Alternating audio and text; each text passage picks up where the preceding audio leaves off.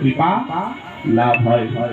আজ যে ব্রত ভাদ্র মাসের এই শুক্লাপক্ষের অষ্টমী তিথি, এই তিথিতেই রাধারানী আবির্ভূত হয়েছিলেন।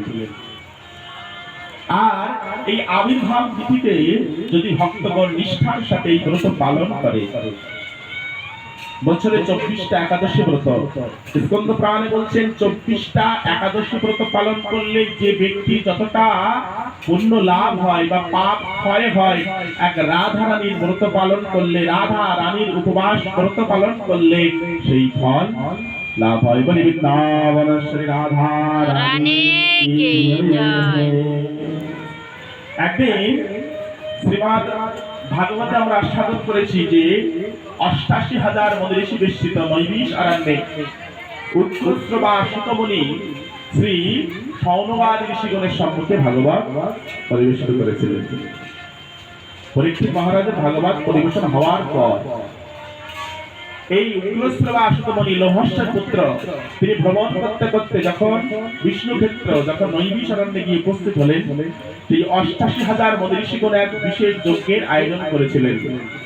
সেখানে যখন লোমহর্ষ মুনির পুত্র উৎকৃষ্ট বা সুতমুনি প্রবেশ করলেন, তারা যজ্ঞের আহুতি দিয়ে তার বদলে ভাগবত কথা শ্রবণ করেছিলেন।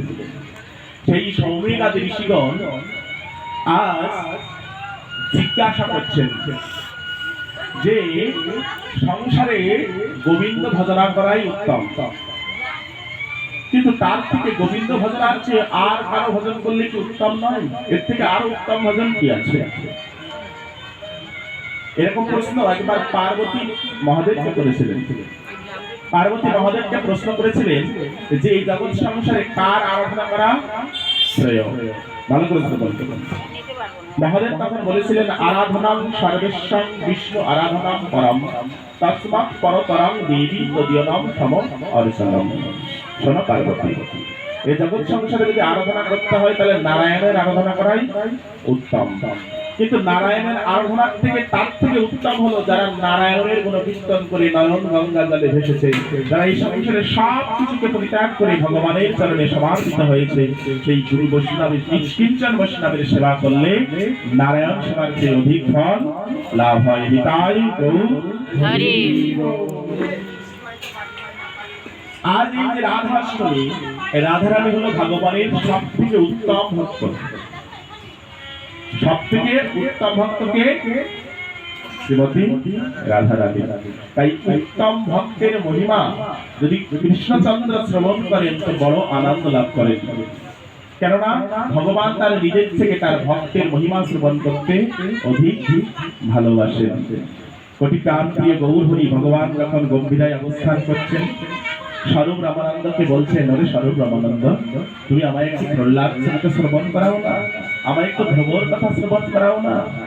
রামানন্দ একদিন মৃদু হাসতে হাসতে বলছেন, প্রভু এই ধ্রুবের কথা, এই প্রহ্লাদের কথা কয়েকবার, কয়েক শতবার, কয়েক হাজার বার আপনাকে কীর্তন করে শ্রবণ করিয়েছে, কিন্তু আপনি বারবার কেন ধ্রুবের কথা শুনতে চান, বারবার কেন প্রহ্লাদের কথা শুনতে চান?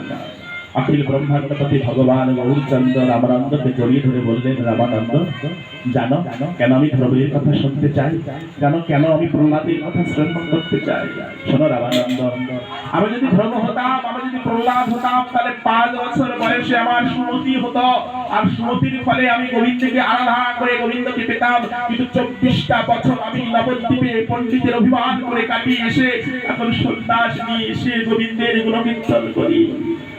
যদি আমি ধ্রুব হতাম, আমি যদি প্রহ্লাদ হতাম, তাহলে আমি 5 বছর বয়সে গোবিন্দকে পেতাম। কিন্তু দেখো আজও আমি গোবিন্দকে পেলাম না, আজও আমি মাধবকে পেলাম না। রামানন্দ ভক্ত ভগবানের এই মিলনে আনন্দে অনুভব করে বলছেন, হ্যাঁ ভগবান, তুমি জগৎ সংসারে প্রকাশ হয়ে ভক্তের মহিমাকে জগৎ সংসারে প্রচার করার জন্য আজ তুমি সাক্ষাৎ ভগবান হয়ে ভক্তের মহিমা শ্রবণ করে এত আনন্দ পাচ্ছ। তেমনি রাধা কোন কীর্তন শ্রবণ করলে মাধবের মতো প্রসন্ন হন। কেন? শব্দ উচ্চারণ মাত্রেণ স্ফূর্তি মাধব,